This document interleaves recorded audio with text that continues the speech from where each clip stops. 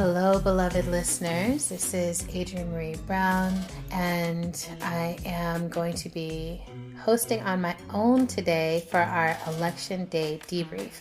Autumn needed to be with her family this morning, and luckily we were able to find two of the most brilliant humans I know to join us and talk about what's happening with this election so far.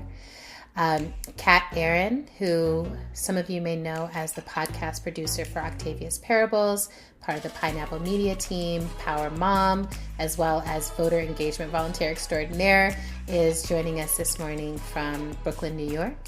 And our other guest is University of Delaware professor Janine Denovage, who of all the thinkers, writers, speakers, pundits, everyone in the world is my favorite race thinker. And this election is about race in such a major way. So it felt like between these two brilliant minds, we could get some clarity on where we are and what to do.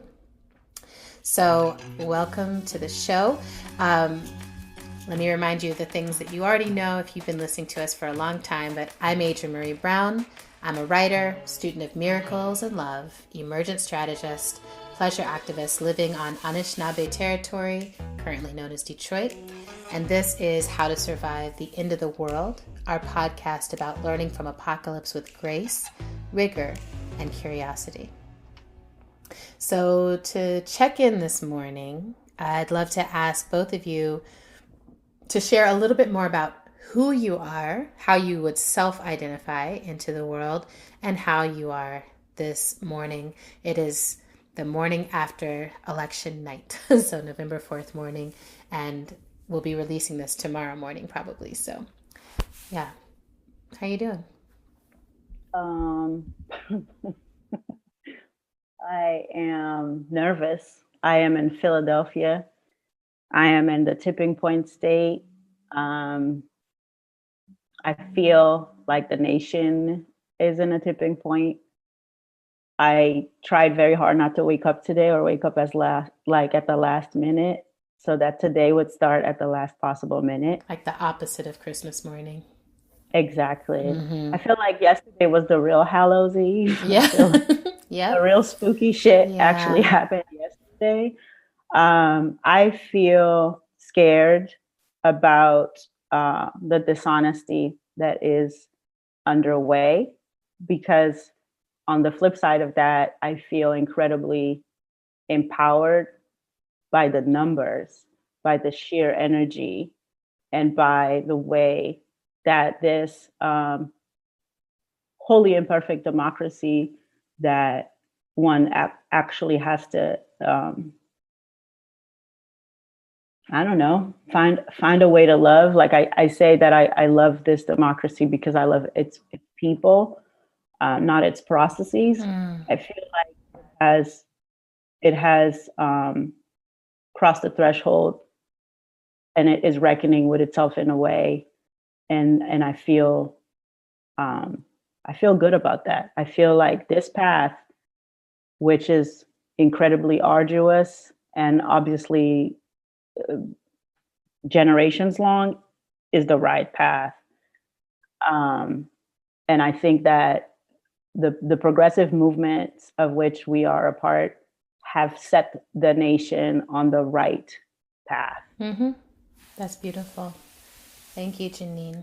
I love that. And I want to note that both of these speakers that you're going to hear from today are mothers of children that are at very different ages, but wanted to just also check in, like, how is it being a mom today? You had a voting age baby. I have then we'll go to Kat. I have a voting age baby who, some of the healing that I was doing yesterday was looking at our pictures from 2008. And I'm not in any way like an Obama delusionist. I'm not that person. No. You know, like I'm a social democrat. I'm a democratic socialist, excuse me. And I'm left of him, and I'm left of a lot of people. But it was a magical moment. So in 2008, I took my son Jalen into the booth, and the pictures that I have for that voting are of his little hand. voting. And I feel like his generation is actually who we are here for. That's right. That's great. Yeah. Yeah. Thank you. And Kat, how are you? And you want to add any more about who you are? I think you got it. The funny thing that you didn't say is that all of us have been knowing each other for a very long time. That's true. We're 24, 25 years into Yeah. friendship, this particular circle. Since children Baby. time. Since we were baby. I mean, since before any of us had babies, since we were babies. A lot of people around me felt very confident that Biden was going to win, and I was not one of those people at all. I feel like there is a lot of white people who, when it comes down to it, are choosing white supremacy, but they might not want to vocalize that to pollsters or the people around them. And so I was very not, I did not believe the numbers that we were seeing. So I do not feel surprised about where we are. I feel great sadness and disappointment. I have, for many, many months, had this line reverberating in my head from Saeed Jones, who said white supremacy is a death cult. And I just feel like there are a lot of people who are choosing that racial identity, even when it means leaning into death. And that is a thing that I feel great grief over. Yeah. It's a thing that I feel as a white person, like a responsibility to grapple with and to push people into grappling with. I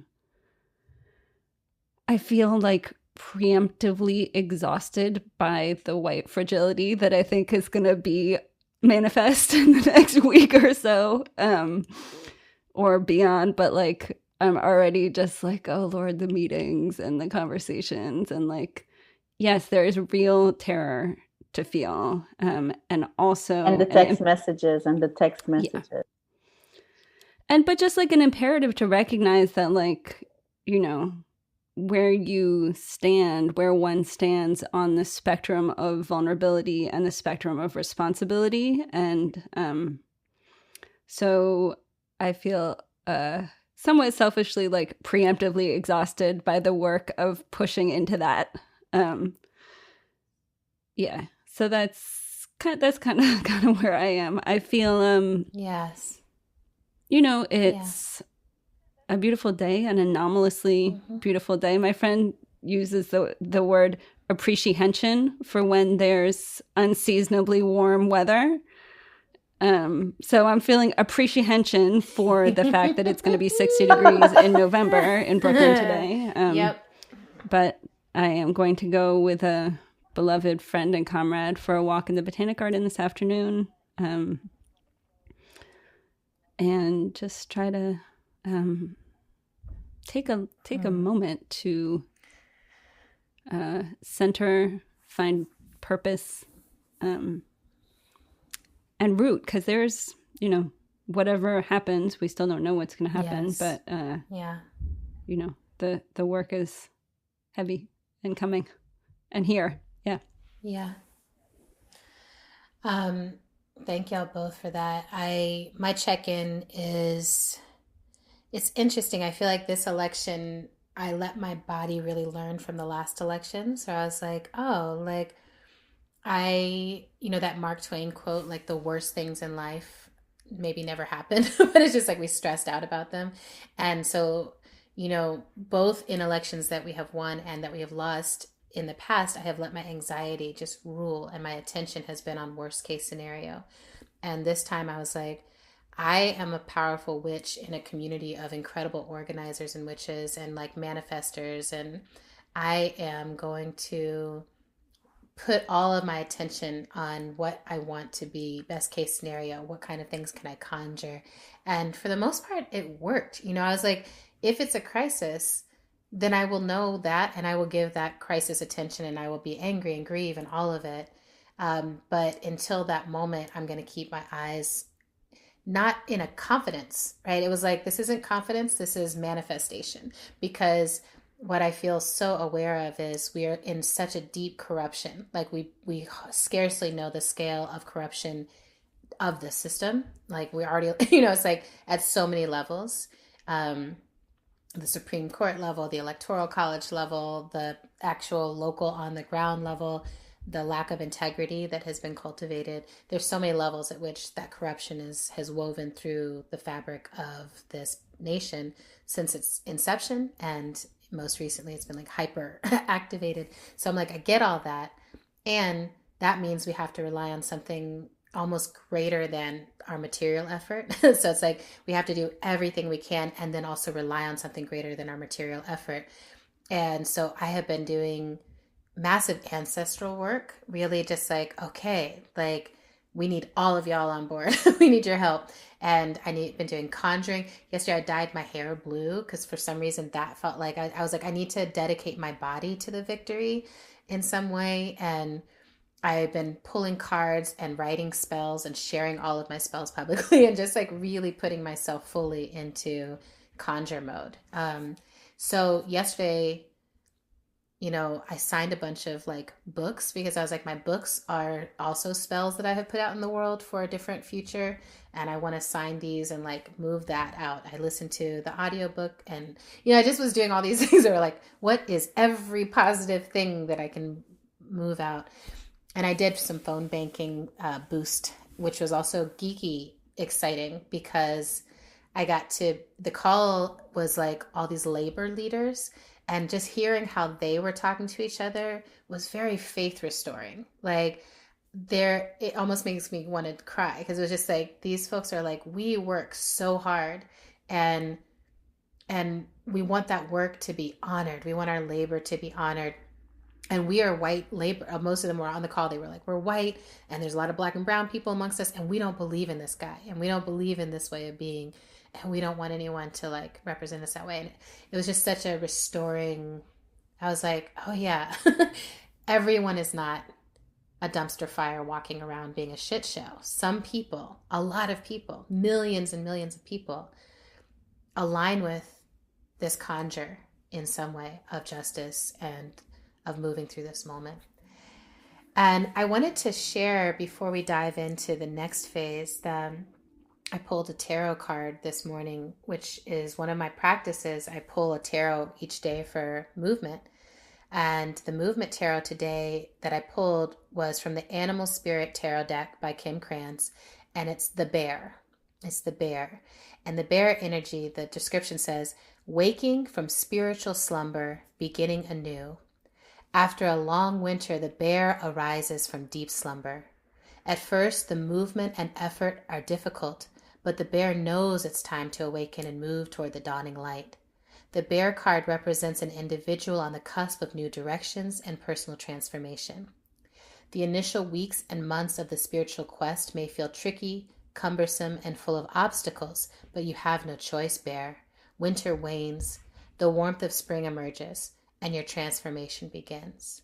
And it really was like, oh, good. Like whatever is happening, however that manifests, the spiritual awakening might happen through ongoing struggle. The spiritual awakening may happen because we have Biden and Kamala in, but whichever way, there's still so much work that has been awakened and is awakening in us, moving us towards abolition, moving us towards a different way of interacting across difference and race, moving us towards a post-ignorance, post-hate future. So that gave me a little boost of hope. And we're going to carry that right into the flume of rage. What? The flume of rage. The flume of rage! In the floppy disk? Nope. That is a full no. The flume of rage! The flume of rage! Flume of rage. What in the flume of rage? Autumn and I added the flume of rage to the podcast because we were like, we got a lot to be mad about. And it helps to just name explicitly what we're angry about. And I will say my flume of rage, and if you have one, great. If you're like, yep, I'm mad about that too, we can double down, ditto. But my main thing is that the election feels close. And I'm reading all the different analysis that are like, oh, when all the mail-in stuff comes in, it won't feel like that, blah, blah, blah, whatever. But I'm like, it doesn't matter in this moment. It feels so close, and it makes me so angry for all the people that participated in creating that condition.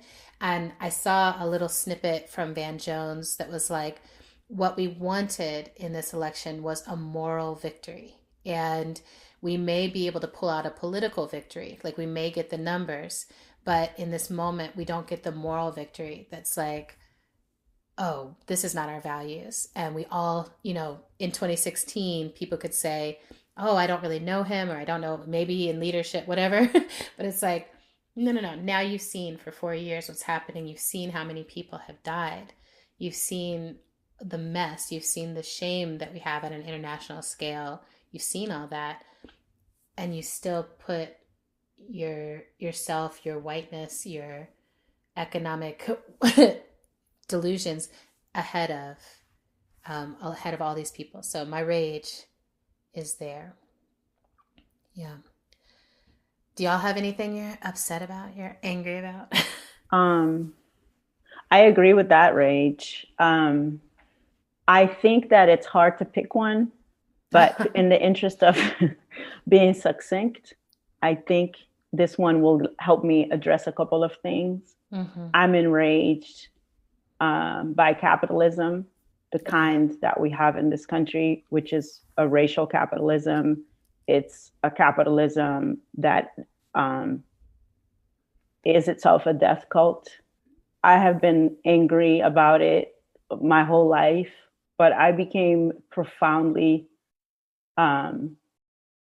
angry when I realized that people were going to die from this disease, from this pandemic, not because of this pandemic, but because of capitalism, because we live in the society where we would not secure conditions for safety for people when we were dead set on extracting their labor.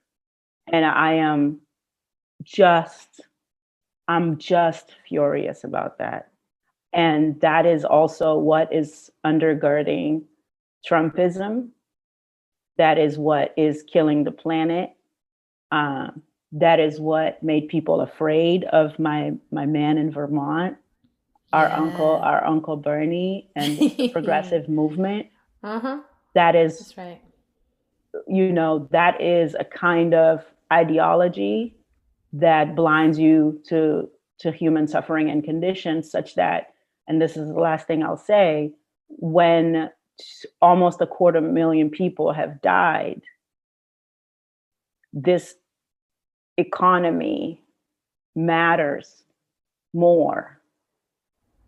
Yeah. That we have to be polite about what we say to this economy, lest we hurt its feelings.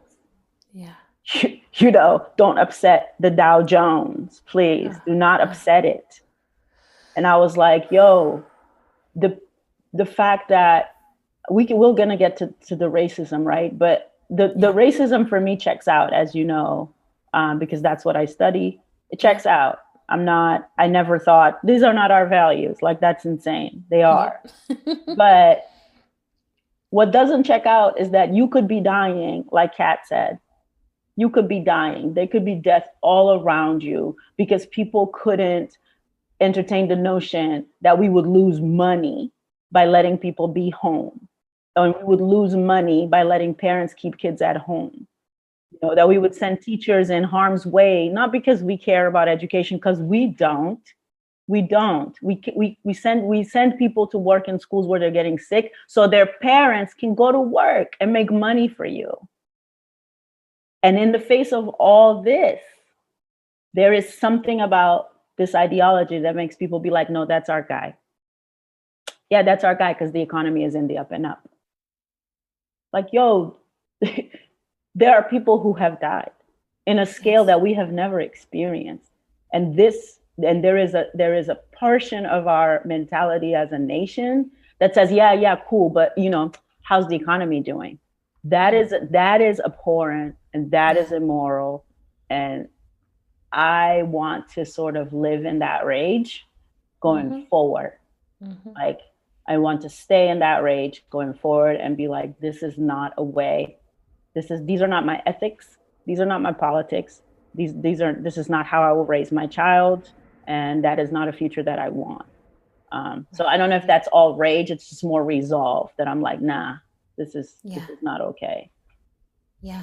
It's not a flume. It's a fire. It's a flume. Well, and that's the thing is, it's like this bursting out, right? It's like this bursting out, but then we're like, we keep laughing about the actual metaphor of the flume, because it's like it's actually coming from a volcano. It's actually coming from something it's like an really explosion, massive. So, Kat, it's like when you see the pictures of the volcano and there's like the little blobs of lava like flinging up, but that underneath there's just this like molten from the earth core of the earth, exactly. this rocket coming. Exactly. Janine's molten core of rage. Exactly. Janine's molten core of rage. Thank you. And from there we can pivot to Kat's molten core of rage. It's funny, Janine, what you were saying about like talking about the economy, like don't hurt its feelings, because my like previous lives was doing economic justice work and studying economics, and I wrote this whole thing just about how crazy, I'm sorry, I shouldn't use that word, but how inappropriate the language is that we use to discuss the economy. Like it gets depressed, and it's we have sort of subscribed it with all these emotions and we anthropomorphize behaviors as if it's alive. Mm-hmm. And just how ludicrous and dangerous that is. And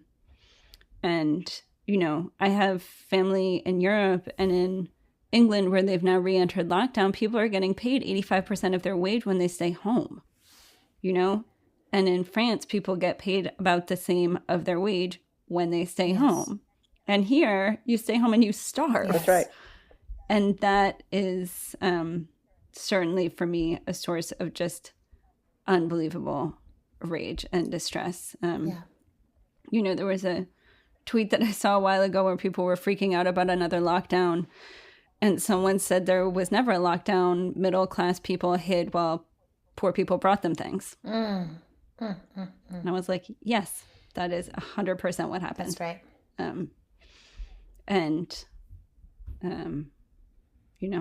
My election rage and my pandemic rage are pretty inseparable at this point.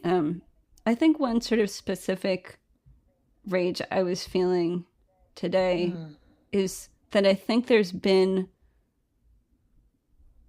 an awakening among many progressive white people about the extent of their responsibility for where we are. And that is good, but I feel great anger about how slow that is moving. Grace Lee Boggs always used to say, what time is it on the clock of the world? And the time that it is late. It's late. It is late, y'all. Like, So I feel frustration and anger that the move towards responsibility is moving at the pace that it is. And that is maybe just my Capricornian impatience of like everything should have happened already. Yeah. No, I feel it too. But, I'm just like, why are we so late? But I'm having a hard time with it. Yeah. It's late. I feel this lateness too that's like it's infused with sci-fi visionary dream. I'm like, we're supposed to be focused on like flying cars, and instead y'all are still just being racist. Like we can't get to our awesome future because we're just stuck in this like really limited worldview that literally takes all of our resources. Like, we have such abundance, but all of our resources get mobilized around isolationism, colonialism, racism. And it's just like, God, we could be living such a great human life and human experience if we could liberate ourselves from those limitations.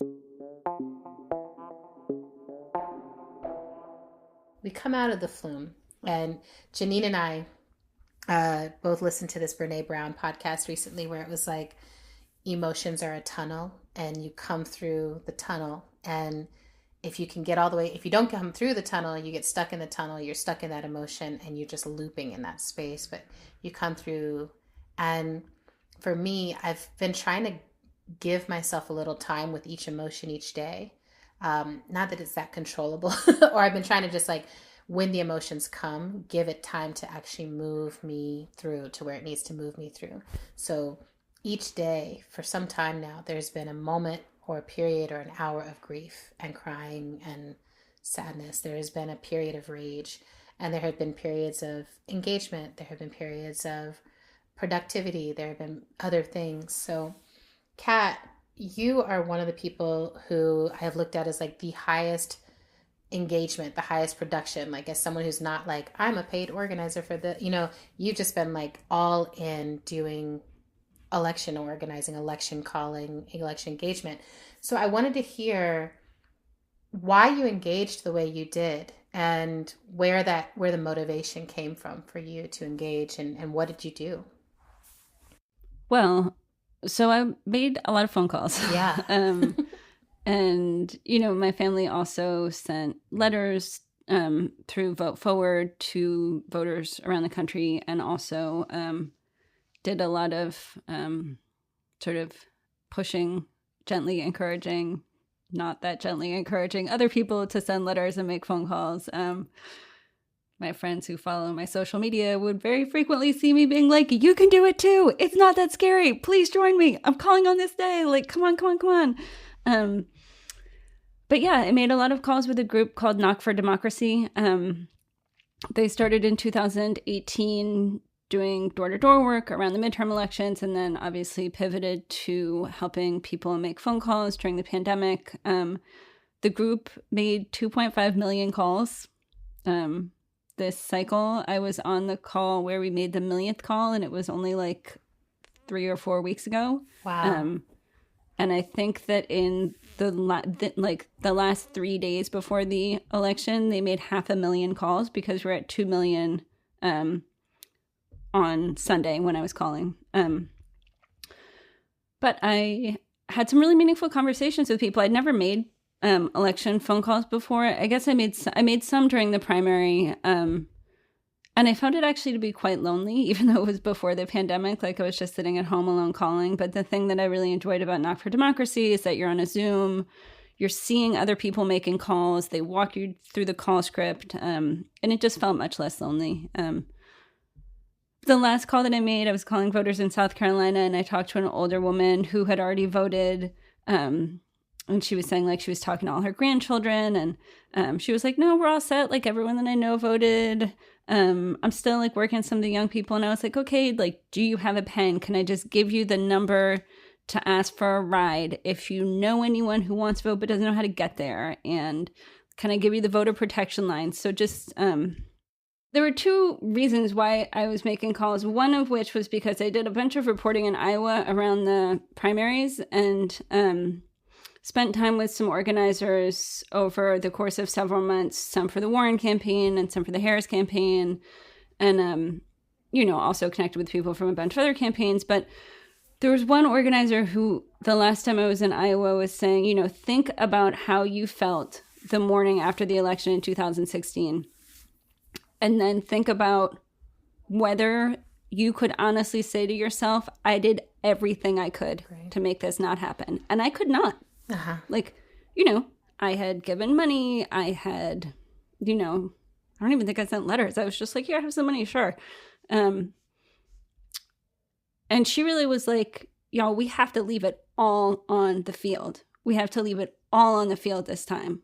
Like, wake up that next day with no regrets. And I really was like, all right, I am going to wake up that next day. Like, whatever happens, I really have to feel like I did my utmost. And then the other reason is this thing I was talking about, just about white people identifying where they are on the spectrum of vulnerability and the spectrum of responsibility. And in saying that, I certainly want to be very clear that I do not exclude myself from the process of learning my own vulnerabilities and responsibilities. Yeah. And I just felt like, it's time to show up. You just show up. And, some days when I was making phone calls, I really was like, I do not want to be doing this right now. Can I do it for half an hour? Yes, you can do anything for half an hour. And then like, okay, can you do 15 more minutes? Yes, I can do 15 more minutes. Really, it's funny, but I kept thinking about labor, where I would be like, okay, like 5 minutes. You can do anything for 5 minutes. Like 5 more minutes. You can do anything for 5 minutes. Like really just grinding it out, because it's that feeling of like every single one of us working to our utmost is the change, right? And everyone's utmost is different. But, I think, so that's why I was doing it. Thank you. Janine, what was election engagement like for you? Now I'm going to say, like, I wasn't calling people because Kat was. I was like, Kat had the phone calls, and I feel like, I wanted Kat as a white person to do her work, and I would not presume to take her work from her. Thank you, Janine. You're welcome. I was like, you white people really need to talk amongst yourselves and call each other about this situation. Right. I told you this, and I will say it now to the people. I did not have the fortitude to call. I have been invested in this kind of like pedagogy of self-preservation since 2016. And there are things that I can do well, and I do them. Yes. And there are things that I cannot do well, and I will not do them. And I will not be abused except when I can't help it.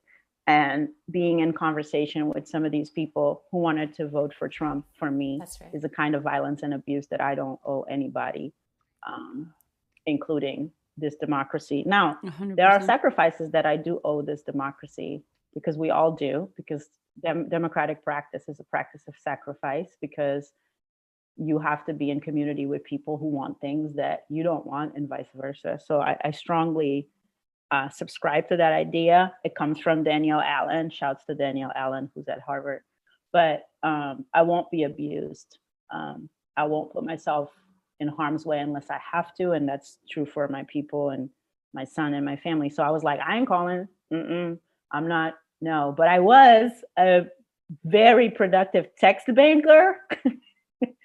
I text banked a lot. And even though my leaders were like, when people are rude to you, you don't have to be rude back. I was like, excuse me, then when is the fun of that? Because it's like my little text is all, you got these texts, they're annoying. It's like all get out. It's like, hi, it's Janine from Pennsylvania. I was wondering if you, and people were like, you, how many times I have to tell you dumb asses? And I was like, sir, a simple stop would suffice. So that was me. I would just respond like, you could just say stop to quit. You don't have to curse me out. And then I would give these like explanations that I know would make somebody probably throw their phone, where I would be like, just so you know, your name is on many lists. And while I'm happy to tell you that I'm going to remove you from ours, I apologize in advance for all the other people who are going to be texting. Because you know what? Someone said, y'all have been so annoying, I'm going to sit out. And I was like, no, bro, no, that's not a good reason to sit out. Like, we're doing our best. So I text banked. In the primary, I gave Bernie and a bunch of progressive people all the money that I could physically give. It's new stages for me to have money to give, but I was excited to give it. I was excited to recognize that I did have the ability to do that. So I did that, not only like for the presidential, but some of these awesome progressives that were happening all over. So a lot of Senate things that we were trying to do, and a lot of seats like that. I think people got to get local. I learned a lot about my local context because I just moved to Philly 2 years ago. So I made sure to start to plug into those communities and settings, so I know what's going on in my community. And that's what the election was like for me. I was heartbroken during the primary about the way it went. And I want to say that out loud because people want to shame you about having that position. And I think that that's a mistake. I think that the progressive wave is real. Earlier, like I don't even know time anymore, but a day ago, sorry, they had the progressive table where Bernie had a Zoom with AOC and most of the squad and a bunch of people in these progressive contexts, before the election wrapped up. And it was a different world. Yeah. The energy, the candidates, how many are younger people and women and people of color and people of different faiths, and how it sounds when a political movement is coherent to your values, and how optimistic everybody was on those calls and remains now when we're in community. I feel like to continue to act like that's not the real world, and this other like scarce, narrow, hanging by the skin of our teeth to maybe get healthcare to a few more million people. That's reality. That's pragmatism. So I did an election season that was rejecting that, where I situated myself in a place. I situated myself in communities that agree with me. Yes, I was going to help the Dems, right? But my stuff was vote positive, Pennsylvania. My stuff was, reclaim PA. Like I just was like in the world that made sense for me. And that helped me engage without that feeling of compromise, self-compromise, and so on. So it was cool. I really appreciate that. I think I've mentioned it on this podcast before, but Movement Generation has this framework that I find really helpful for thinking about how we move through these moments, which is we have these it's the 3-circle model. And so it's like, there's what's politically possible, there's false solutions, and then there's what we actually need. That's and great. All the time, the struggle is how to move what we need into the circle of what's politically possible, instead of right now, the biggest overlap is between false solutions and what's politically possible. And I think, I've been saying a lot like, oh, you need to have a political home that's not in the electoral process so that you can be feeding your analysis and feeding yourself. But I heard Maurice Mo Mitchell, who is the brilliant leader of the Working Families Party, said something that really shifted my perspective and shifted my state there, which was like, you do need that political home, and you need a party home, and you need to be able to move what is politically possible, like all of that. And we can do hard things, we can do many things, we can do all the things. And I think, the Working Families Party, I think, is actually really brilliant in terms of how they're thinking about this, which is like, how do we move our values through the currently politically possible pathways? But I think so much brilliance has emerged, and I think that wave is real, that there are so many people who are thinking differently. And in some ways it feels like the nation is on the ropes of like, are you going to meet this progressive change or not, or lose it? And all of my sci-fi has been about secession. So anyway, I'm like, yes. So Janine, part of what I was wanting to talk to you about today is like, people have been saying that this election is really about race. It's about white supremacy. And I'd love to hear your thoughts on what happened last night, what's happening right now, what's playing out. Right. So many things happened. I think one thing that we have to understand that happened a long, long time ago and keeps happening to us. And 2016 kind of like put a spotlight on it, is that the racism that afflicts this nation persists in part because it's given cover. It's given the cover of defensible positions and ideals, right? And so when 2016 happened, rather than us having an honest conversation about the way that a class analysis was necessary, we instead created this false narrative, mostly through the mainstream corporate media, which leans right-wing, center-right, that what we were seeing was not racism. We were seeing economic anxiety that was being kind of hijacked by racism. And the historical record doesn't bear this out, right? The historical record, you read your Du Bois in Reconstruction, he tells you quite clearly that the first moment that white people understood that they were ruled by an elite that didn't have their interests at heart no more than they had Black people's interests at heart, that elite tricked them into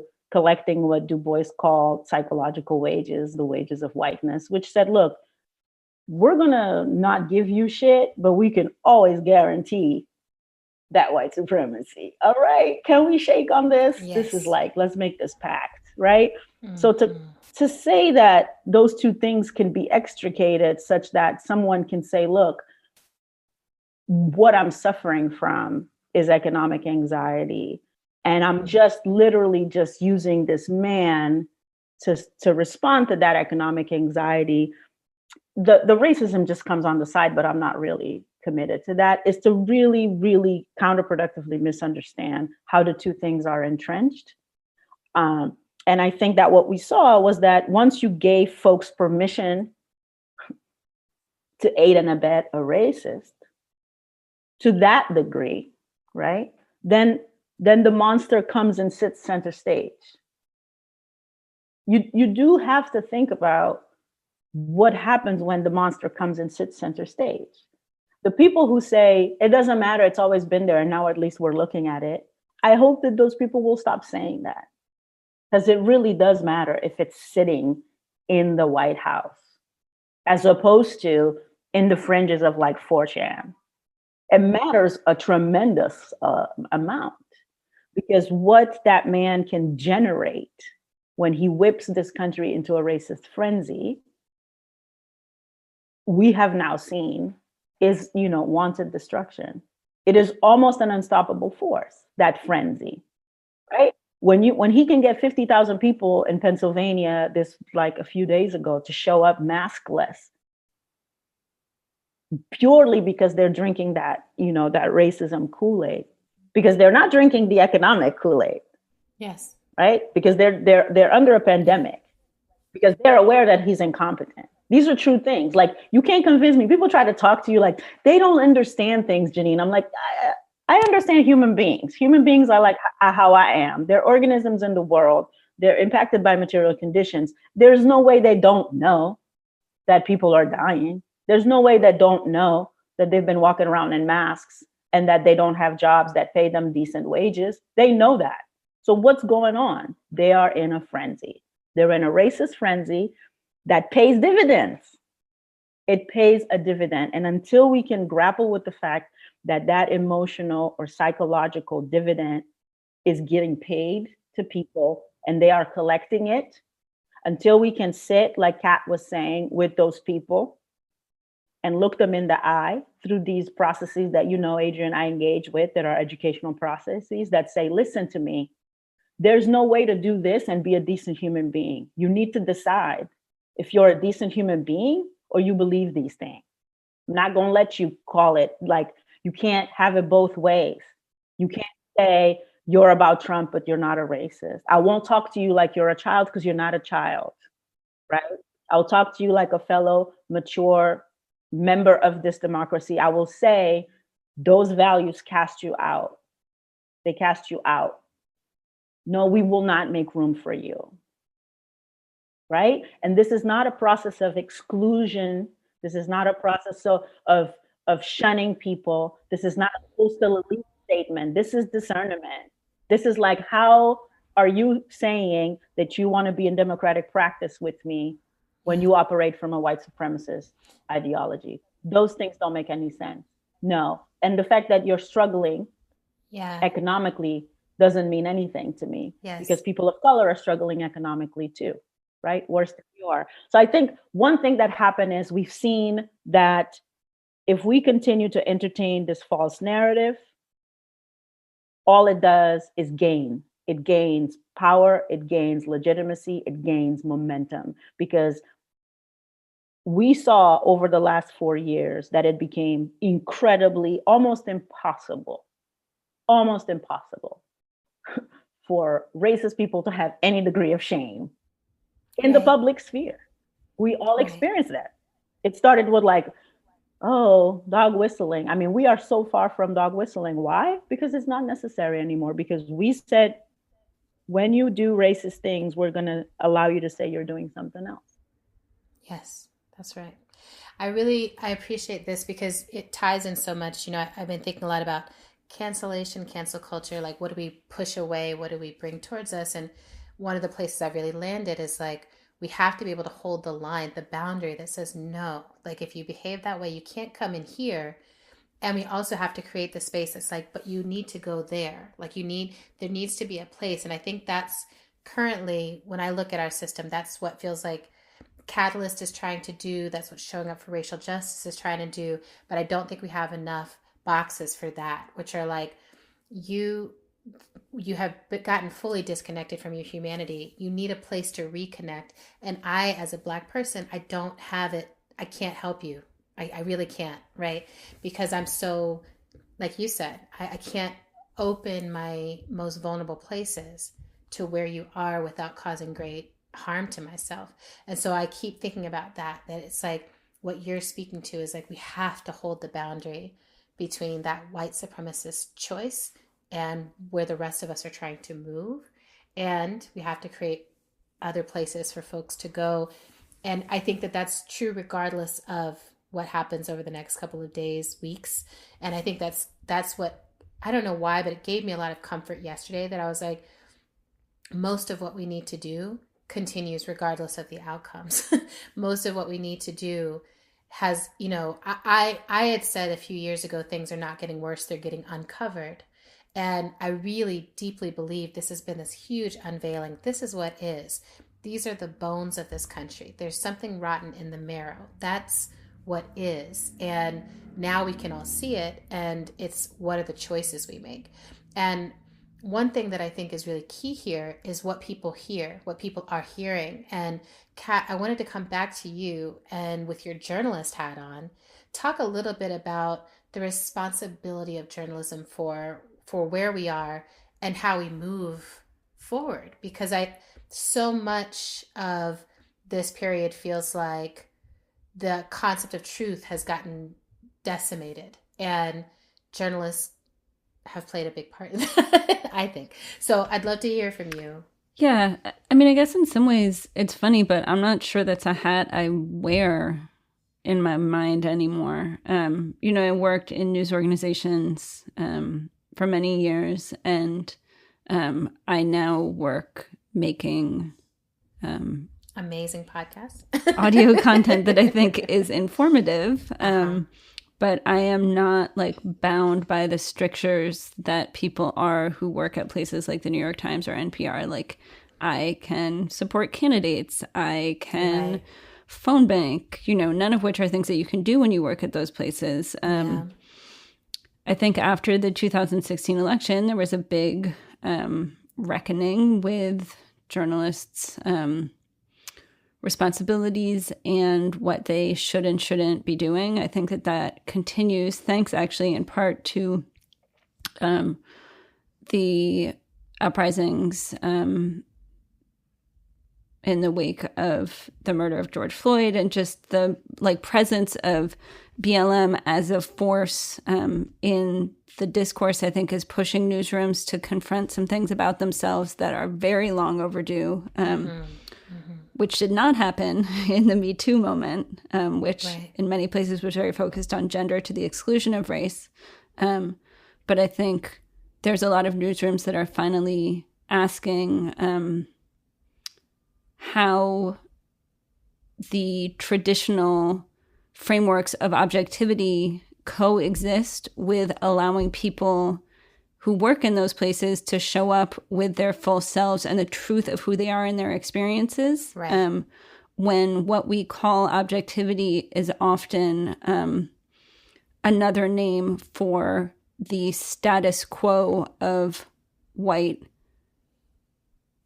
cis, patriarchal subjectivity, right? So I think the space between, I think people are starting to unpick the word objective and what we mean when we say objective and whose objective it is. And I think that is slow, and I think it's necessary. And I also think it's a lot to ask of journalists of color to stick it out in places that don't let them be present as their full selves.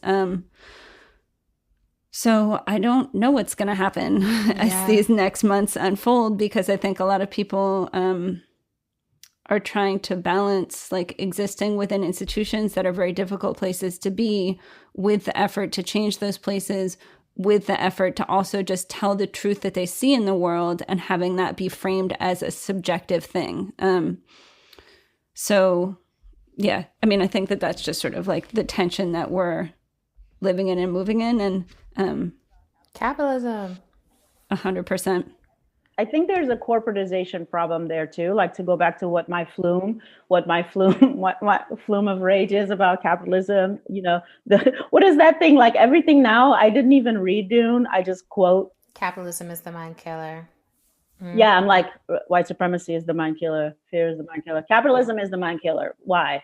Because what we saw in 2016, and I mean, you know this, Cap, better than I do, but we all saw it, and I think that we didn't reckon with it enough, was that the media you know, got in bed with this person because the ratings were so good. And we have never actually divested, and by we I mean the mainstream media that trades on access to him, has never divested from a kind of transactional relationship with this man, where they look me in the face and say, oh, but we have to promote what he says. He's the president, as if, you know, we all didn't take ethic classes and we don't know what is taught in journalism schools. Like, first of all, stop making excuses for yourselves. Like, everybody go to Soledad O'Brien online and watch her. She's doing like a master class every day, 24/7 on Twitter and Instagram about how journalism is supposed to be done.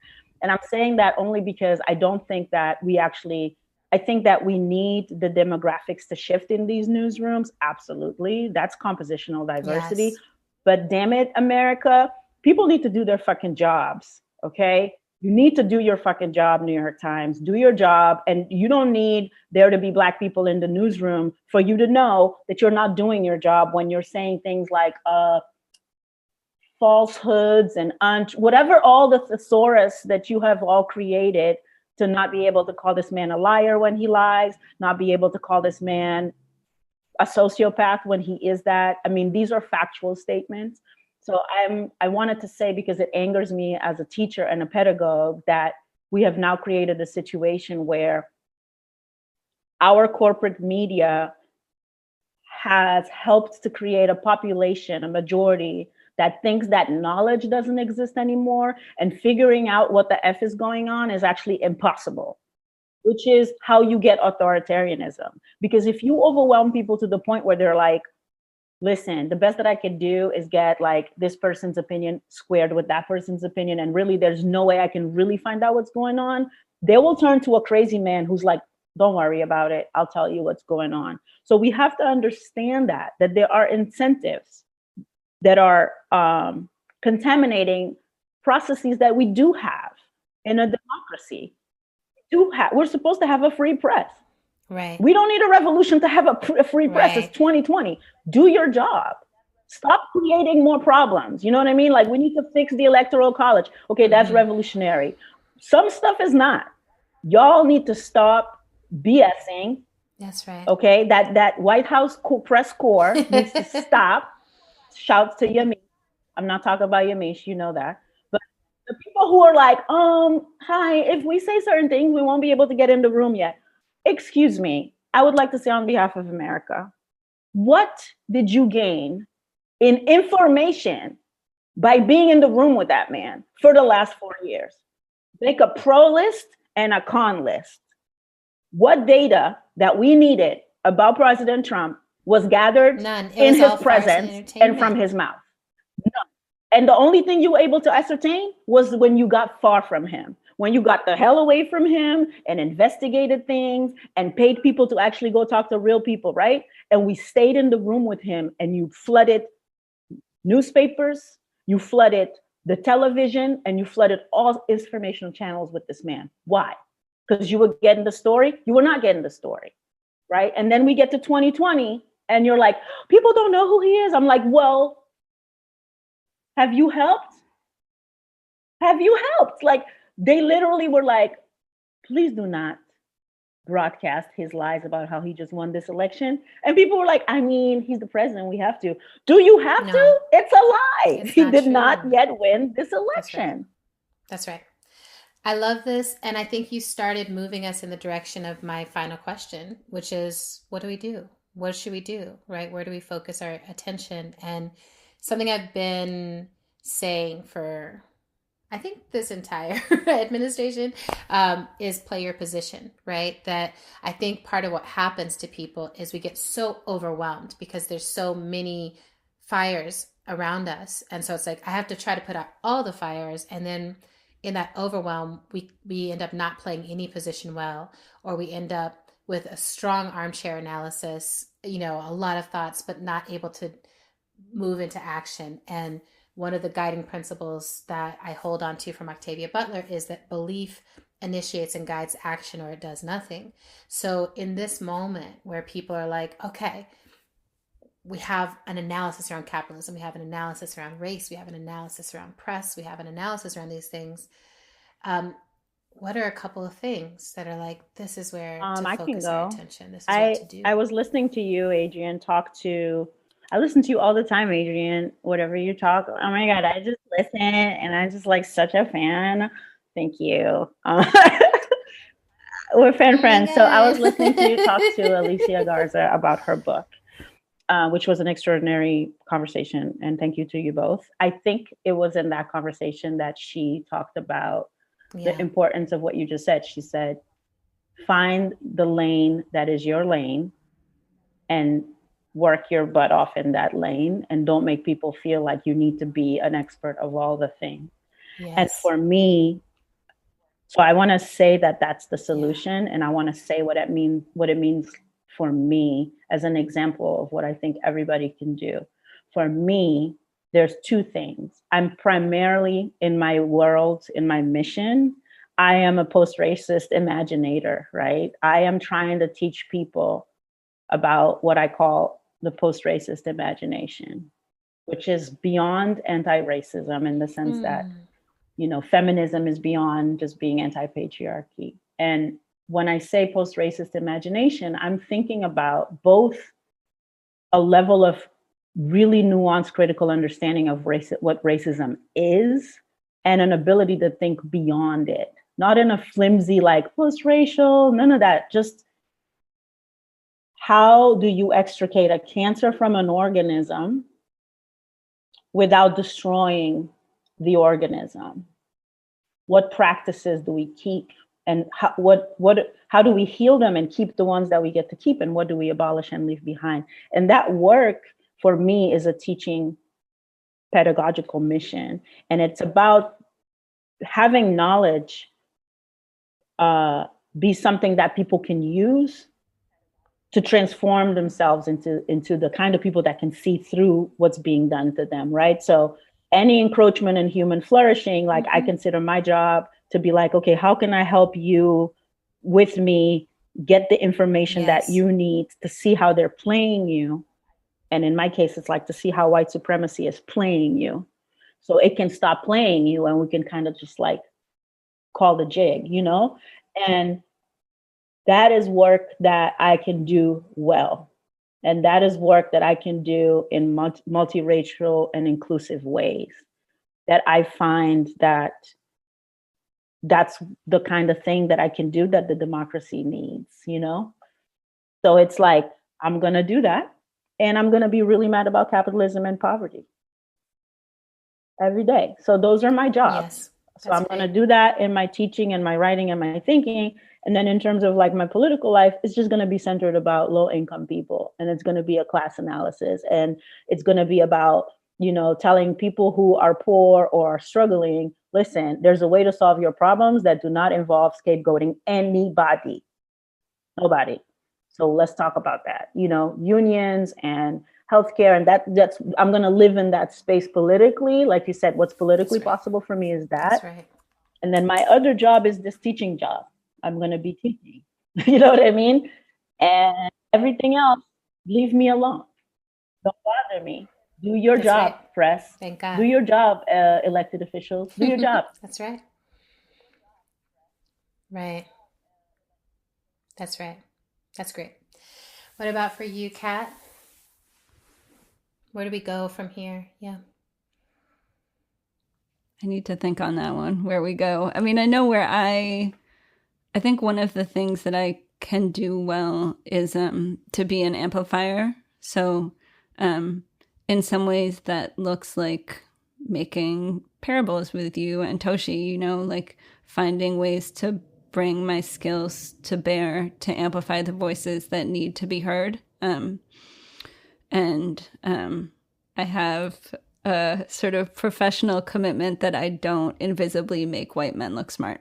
And that is just not a thing that I choose to do with my skills, as long as I have the capacity to make those choices. There may be points where like I don't have the economic privilege to choose my labor in that way, but as long as I get to make those choices, that's the choice that I make with the amplification skills that I can bring to bear. And I think the other thing that I can do is be in the practice of amplifying pathways to engage in the work, particularly for other white people who are like in the process of grappling with their responsibilities and capacity, and really grappling with the question of like, what is the position that they should be playing? And it might not be the position that feels easiest or most comfortable, or the one that they've been in, or the one that has been their position in a previous time. But like at this point on the clock of the world, really, what is the position that you should be playing? And helping people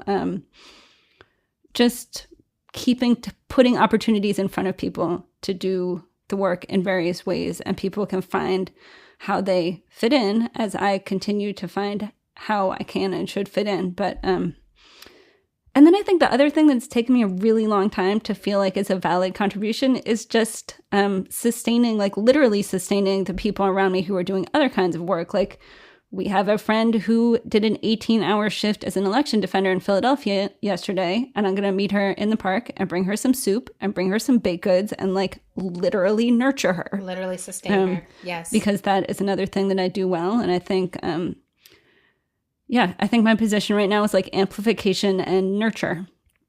That's great. And I also want to say for both of you, it's not a small thing that you're also raising children, and like having these modes of thinking as the frameworks into which next generations are being developed feels so important to me.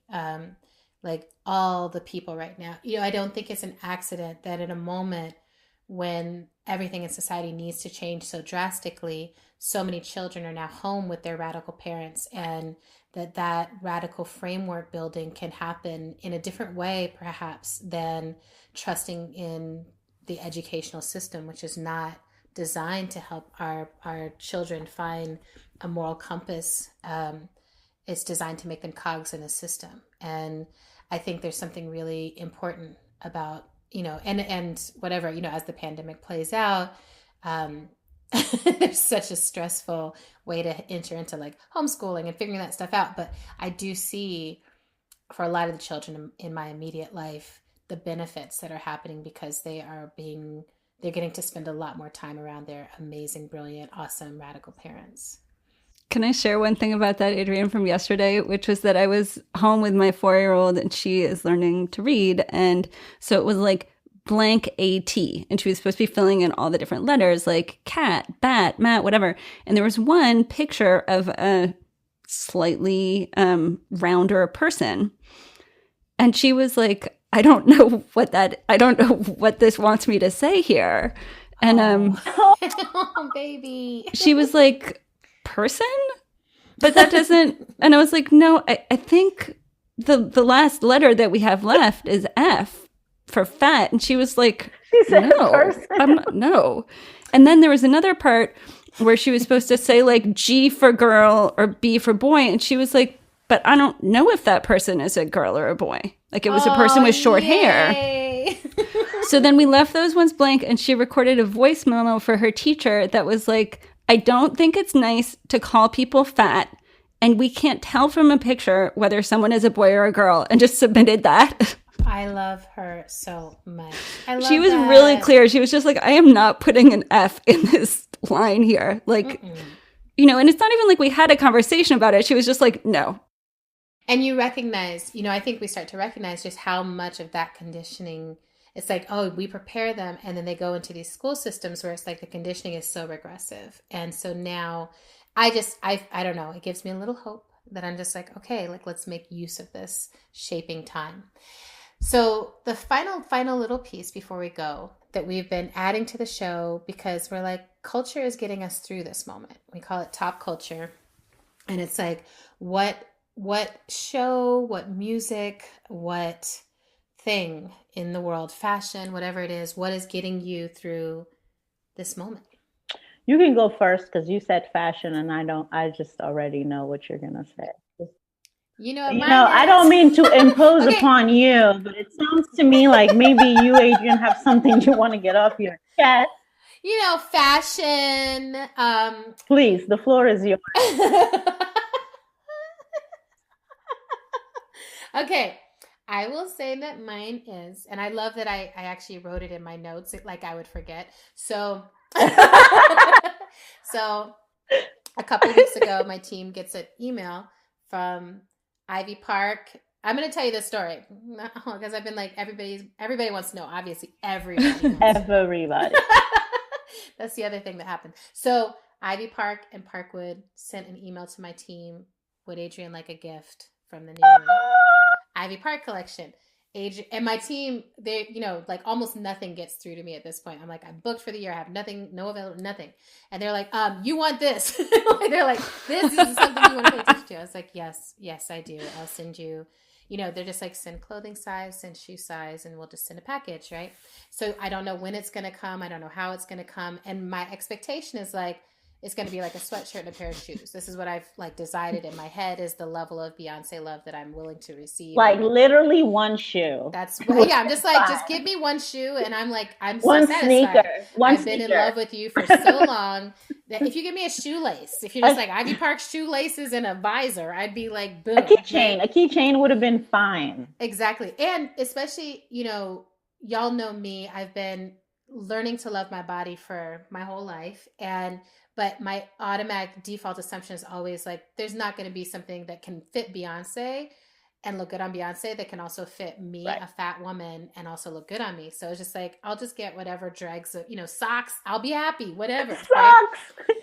And so then you kind of, I had just put it out of my mind. So I was like, I can't be thinking about this and time passes, whatever. Right. So I'm just like, I just can't have it in my mind. And so I didn't. And so then I ordered some groceries. My sweetheart is the one who like now goes downstairs to get the groceries because I'm on knees. And so she comes running back up with like the groceries and she's like, there's a massive, massive, massive box on the porch for you. And I was like, huh. And I'm like checking all the different places I ordered. So I'm like, I haven't ordered any massive box. I literally no idea what this is. She brings the box upstairs. I'm like, I don't know what this is. And she's like, I'm going to film this just in case. And I was like, it literally was like, no, it's not that. Like, I was just like, it's not that. So don't, like, that's just silly. And so I start opening the box and she's filming anyway. And I open the box and it's like a huge closet inside of a box, a green closet inside of a box of so many love notes from Beyonce directly to me, my body, my spirit, my soul. And it's Ivy Park line. And I'm like, I don't wear bras. I don't wear suits. I don't wear any of this stuff. But immediately I love it all. And it's my favorite and it looks now. Unbelievably amazing. I put it all. So good. And it looks great. Like I'm like, everything fits like a glove so far. So, and I had no chill. There's nothing in me that's like, play it cool. I was like, nothing in me is playing it cool.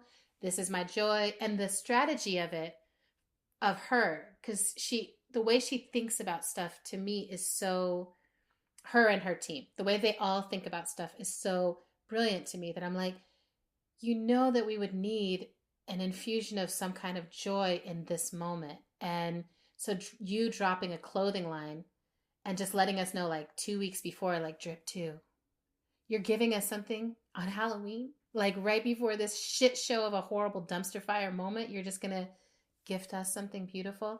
And I definitely put everything on, loved it all. And then the box is sitting in the middle of my living room. Like, it may never move. It's an art installation. It's I don't even want to try to like hang the stuff in the closet. It's like, you belong in this box and this box belongs here in the middle of my life. And ask a question for the public. yeah, totally. Okay, so we saw that you did an initial, very may I say, modest collage where you were like, "Oh, here's a little postcard of all my little trinkets," and it was like, "Oh, what shall we say, a mix and match, of the colors and the Yes. little details," and then that was like, "Oh," and then you properly got some sense. Kept it real with yourself and the public, and you were like, here's all the Azure things. Yes. With proper photos. Yes. Styled. Yes. As your friend was like, oh, my lips are blue. I, as your friend, was like, great, because I don't have to tell her that, because I didn't want to be that person that's like, come on, pull it together. Well, I don't know how to say this to you, but you have not done your due diligence. Yes. When is the pink collage coming, Adrienne? That's the crucial question. Yeah. So the question is, are you going to go? Okay, so you're going to do all of it, right? So what I thought. Well, first of all, in my brain of how this was all going to go, I was going to be dressed in some cute outfit when I opened the box, right? And I was wearing an awesome sweatshirt that says Petty Black Feminist. But my hair was busted. I had on sweatpants that were like falling off. Like, it was like, this is not the unboxing outfit that I needed to have on. It was very cinema, very Yes. It's like, this is pandemic at home with Adrienne. It's lucky that I had pants on at all. So there's more of the unboxing video that may never, ever be seen by people that are not close friends. But I did release some of the unboxing video. And then my idea is to, at least for this next week, kind of give a look a day. So that wasn't even all the Azure stuff I have. That was just like one look, right? Is like, here's what it looks like with the jacket, the pants, and the sports bra, and then this like mesh jacket amazingness. And then I want to just drop, like, there's this dress, there's a whole other Azure outfit with a skirt and top. So I'm just like, I think we're going to need this sustenance. And so I want to bring, like, sort of make it last as long as possible. I'm considering hair dyeing for the different color schemes.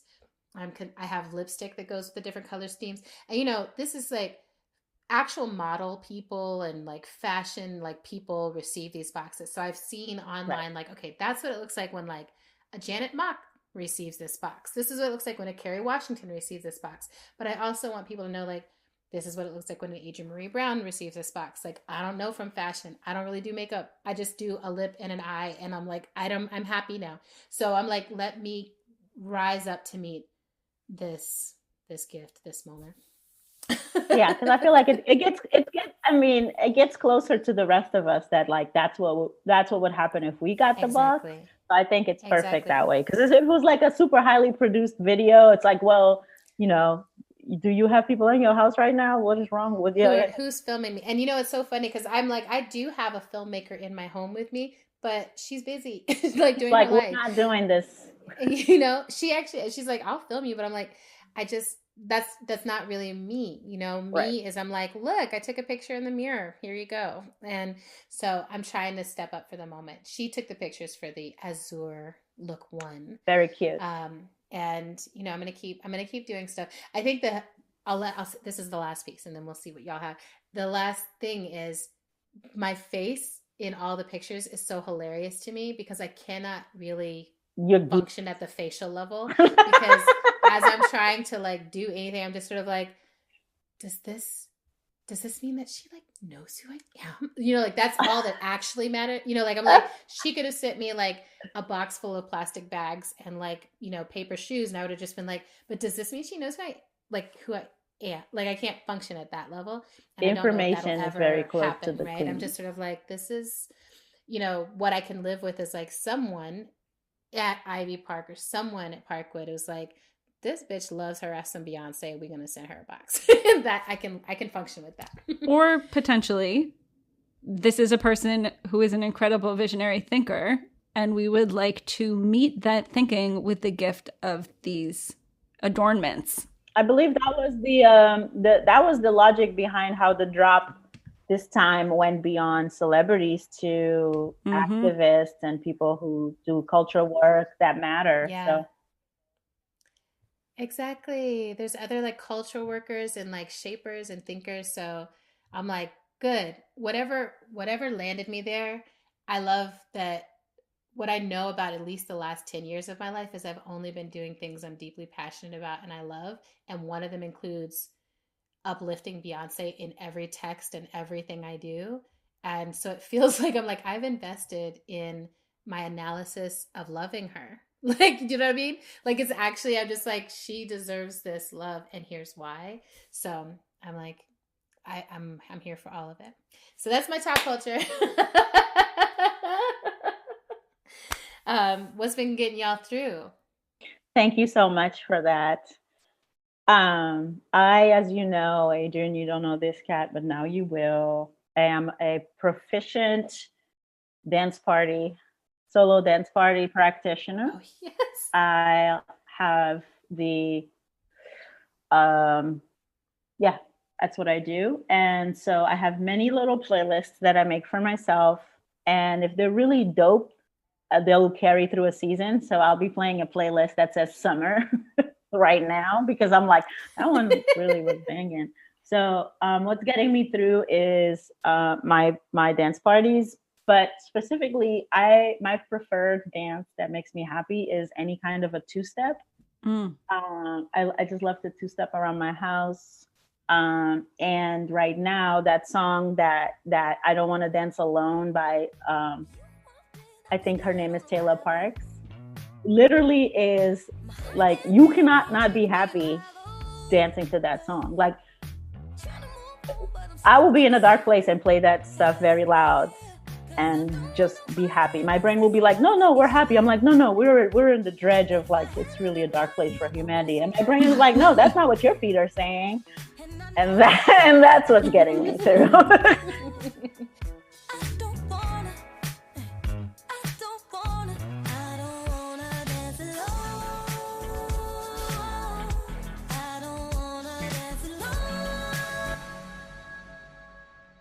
I love that. And I love your sustaining and deep oh my God music. Like a 15-year-old. So good. It's so nourishing. Forever. Love it. Forever.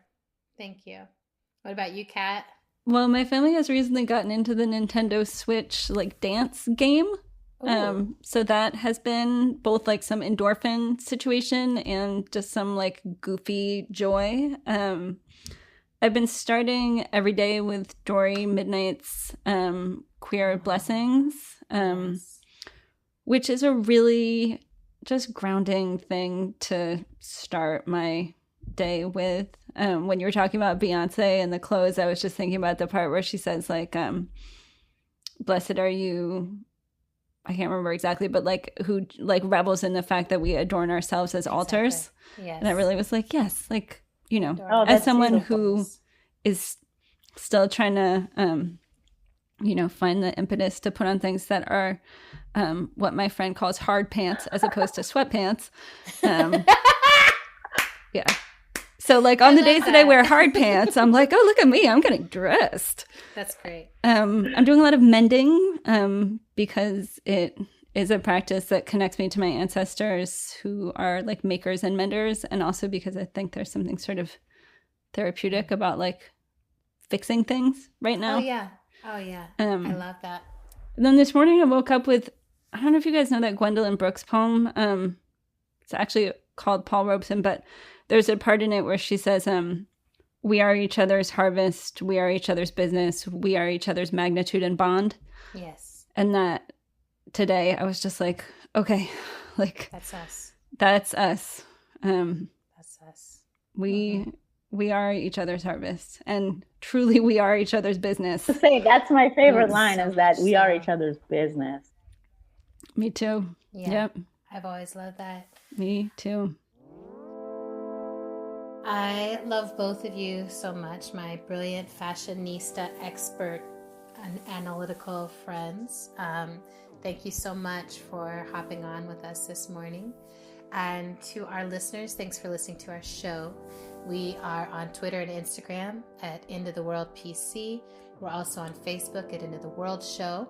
You can make a sustaining donation to our show by visiting our Patreon page, patreon.com/End of the World Show. You can help us sustain our show by writing a review. on Apple Podcast and wherever you listen. And our show is produced and edited by the incomparable new baby daddy, Zach Rosen, who is doing like baby daddy / like podcast production every day right now. It's just sort of like, yes, making it happen. And our music for today's show comes from Tunde Olaniran and Mother Cyborg. We will see you next time.